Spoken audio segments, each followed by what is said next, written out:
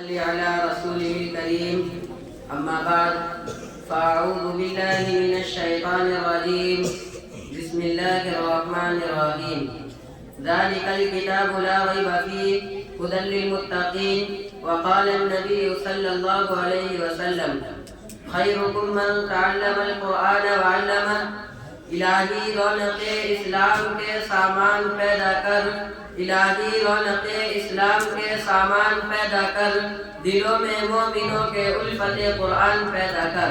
محترم حضرات،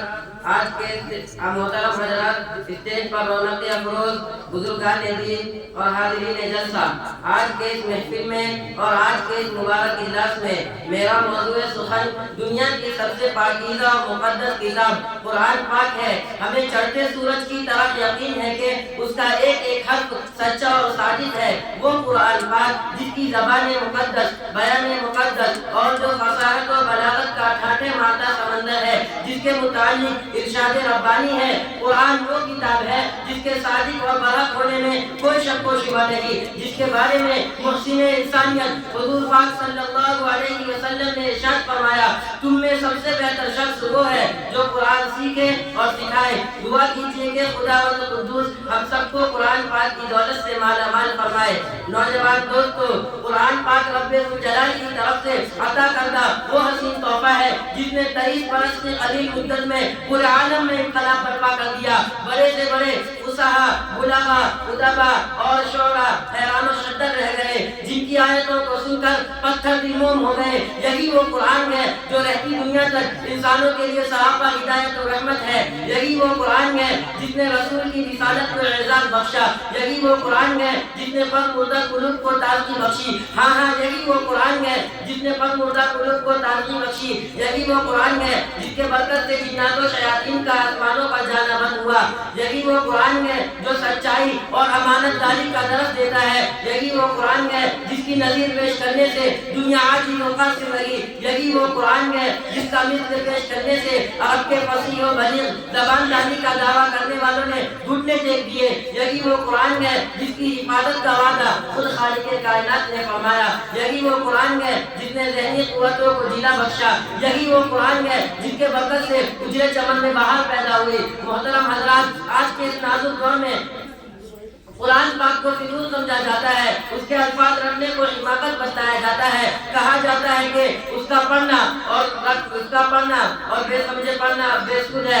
افسوس افسوس، قرآن پاک کے بارے میں ہمارا یہ خیال ہے جس کے بارے میں شہنشاہ بطحہ تاجدار مدینہ جناب محمد رسول اللہ صلی اللہ علیہ وسلم نے ارشاد فرمایا، اقرأ وارتقِ ورتل كما كنت ترتل في الدنيا فإن منزلك عند آخر آية تقرأها۔ قیامت کے دن حافظ قرآن سے کہا جائے گا، قرآن پڑھتا جا اور جنت کے درجوں میں چڑھتا جا، اور ٹھہر ٹھہر کر پڑھ جیسا کہ دنیا میں ٹھہر ٹھہر کر پڑھا کرتا تھا۔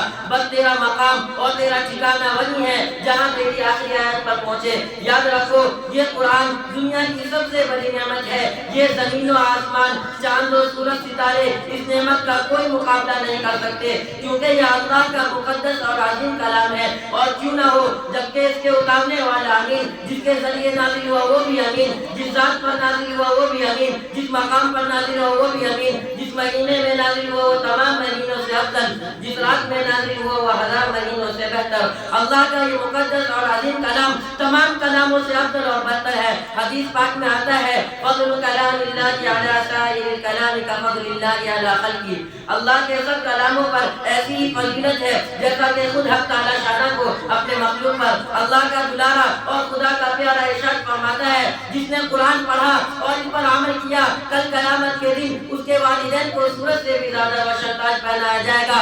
غور کرنے کا مقام ہے، جبکہ اس کے والدین کو اس قرآن کے قدر انعام سے نوازا جائے گا تو خود پڑھنے والے کا کیا عالم ہوگا۔ حضرات، 10 ایسے لوگ جن کے لیے جہنم واجب ہو چکی ہوگی۔ حافظ قرآن اپنے رب کی بارگاہ میں سفارش کرے گا اور خدا تعالیٰ کی سفارش کو قبول کرے گا، اور اس حافظ کے برکت سے ان 10 کو نجات عطا ہوگی۔ مسلمانوں، قرآن کریم وہ عظیم برکت و سعادت ہے جو روح خداوندی ہے، معدن حیات ہے، اور اور سرچشمہ زندگی، وہ عرب قوم جو پشتہ پشت سے مردہ چلی آ رہی تھی، دنیا جس کو ذلیل اور حقیر جانتی تھی، کوئی ان کو اونٹ کی میلیوں میں کھیلنے والا سمجھتا تھا، کوئی ان کو جولائے عرب کا خطاب دیتا تھا، لیکن جب قرآن آیا تو جن کا نام جولائے عرب تھا صحابہ کرام ہو گیا، جن کو نفرت سے یاد کیا جاتا تھا، رضی اللہ عنہم ورضوا عنہ کا اعزاز ملا۔ وہ مردہ قوم جو کروٹ نہیں لے سکتی تھی، طاقت و قوت سے ایسی لیس ہو گئی جس نے کیسر و کسریٰ کے غرور کو خاک میں ملا دیا، بڑی بڑی سلطنتوں کا تختہ الٹ دیا۔ مسلمانوں، قرآن آیا تو زمان و مکان میں زندگی آئی، قرآن آیا تو عدل و مساوات کا پیغام آیا، قرآن آیا تو مذہب اسلام پھیلا، قرآن آیا تو کیسر و کسریٰ کا غرور خاک میں ملا، قرآن آیا تو باطل کے لہراتے جھنڈے ٹوٹ پڑے، قرآن آیا تو کفر و شرک دم توڑ گیا، قرآن آیا تو انسانوں کے پجاری خدا کے پرستار بنے، قرآن آیا تو توحید ملی، ایمان ملا۔ ہاں ہاں مجھے کہہ لینے دیجیے کہ قرآن آیا تو روشنی آئی، قرآن آیا تو تاریکی کافر ہوئی، قرآن آیا تو امن و امان اور سلامتی آئی، قرآن آیا تو دوستوں سب کچھ ملا۔ اسی بات پر میں اپنی تقریر ختم کرتا ہوں۔ آخر دعوانا